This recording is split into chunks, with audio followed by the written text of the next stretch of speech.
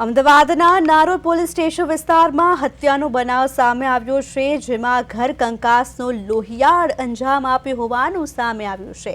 પત્ની વધુ સમય પિયરમાં રહેવા બાબતે જમાઈ અને સસરા વચ્ચે બોલાચાલી થઈ। બોલાચાલી ઉગ્ર બનતા જમાઈએ સસરાની હત્યા કરી હોય તેવું પ્રાથમિક તપાસમાં સામે આવ્યું છે। આ મારામારીમાં કુલ 3 લોકોની સંડોવણી પણ સામે આવી છે। આ સમગ્ર મામલે નારોલ પોલીસે ગુનો નોંધીને વધુ તપાસ હાથ ધરી છે। નારોલ પોલીસ સ્ટેશન વિસ્તારમાં હત્યાનો બનાવ બન્યો હતો, જેમાં પત્ની પિયરથી પરત ન આવતા જમાએ સસરાને છરી મારી। આ મામલે નારોલ પોલીસે ગુનો નોંધીને વધુ તપાસ હાથ ધરી છે।